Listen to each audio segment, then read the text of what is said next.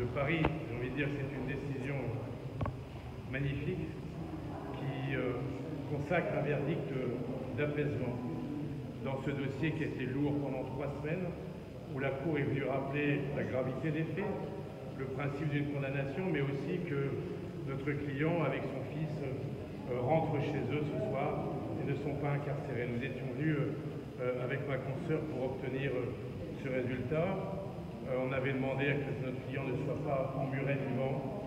On a été entendu par la Cour d'assises de Paris et j'ai envie de dire que nous sommes heureux que ce verdict ait été rendu ce soir et c'est une journée importante. Maître Arnoult, le président a eu ces mots, il a dit que ça aurait été impossible éthiquement de l'envoyer en prison ce soir. C'est effectivement quelque chose qu'on a essayé de communiquer dans le cadre de nos plaidoiries, que l'état de santé ne permettait pas une réincarcération. Mais je pense qu'il n'y a pas que ça.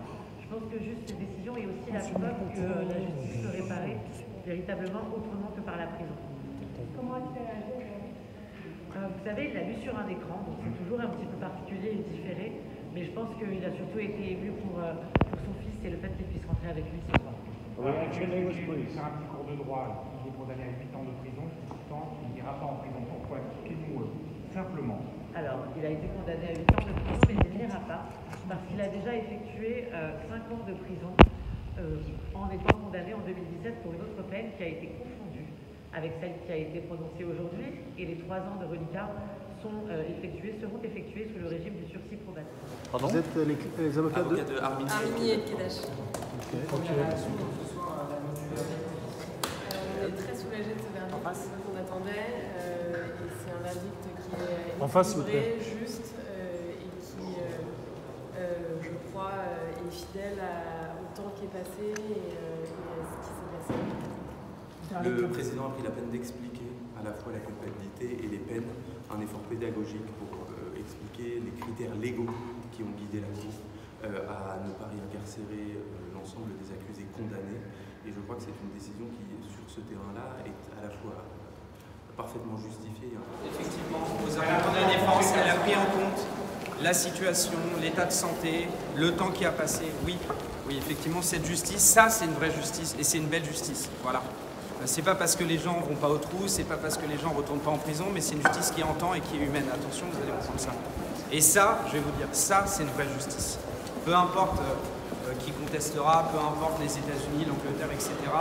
La vérité, c'est que la sanction elle est ferme, mais la sanction elle est juste. Voilà. Monsieur Abbas, vous avez vraiment été entendu aussi dans vos mots, dans vos notes de pardon. Oui, en tout cas, le résultat fait que j'ai été entendu.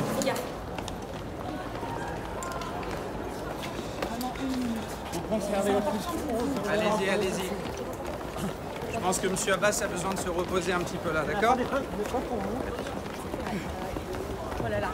Vous allez penser que je ne veux pas vous parler, mais c'est pas en termes de victoire qu'on pense, c'est simplement en termes de justice. Et c'est assez rare pour le souligner. Cette audience, on l'a tous vue, ça fait 4 semaines qu'on la vit.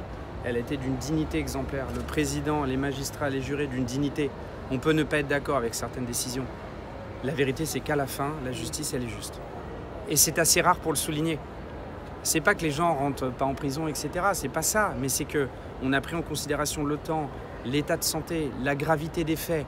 7 ans, c'est une peine lourde, c'est 7 ans d'emprisonnement, c'est pas rien.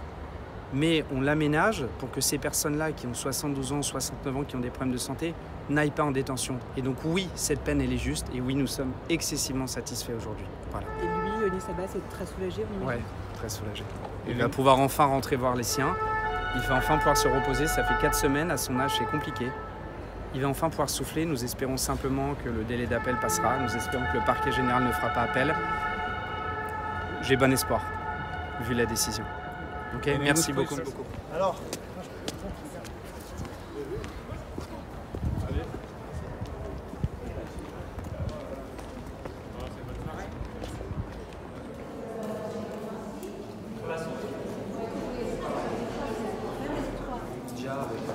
nous sommes les avocats du veilleur de nuit, de la victime, de l'autre victime de ce procès. C'est un procès pour nous qui a rappelé une vérité simple. Le fait que la dignité n'a pas de rang, c'était important de le souligner. Je pense que les projecteurs qui étaient nombreux n'ont pas aveuglé la justice. Il n'y a pas eu de, c'est le moins qu'on puisse dire, dire, de survictime, et il n'y a pas eu de sous-victime. Nous avons pu obtenir en un délai très court expertise et existence de notre client. C'est un client qui, comme vous le savez, a perdu presque 9 années de son existence, qui n'a pas pu réaliser le projet professionnel qui était le sien. Et je crois qu'aucune peine au monde ne peut réparer la mutilation du temps perdu. Nous allons donc aujourd'hui essayer avec lui de construire une nouvelle page. Quant à savoir si les peines sont sévères ou pas, ce n'est pas à nous de le décider, c'est une vérité judiciaire qui est passée, une vérité qui a été sereine, qui a été contradictoire à chaque jour du procès. Il faut évidemment la respecter, et il faut aussi prendre en considération que le temps a fait son œuvre. Aujourd'hui, nous souhaitons construire avec notre client son avenir et lui faire le convaincre du fait que cette page doit se tourner autant que faire se peut, même si, encore une fois, je le précise, le temps a été long pour lui et difficilement réparé.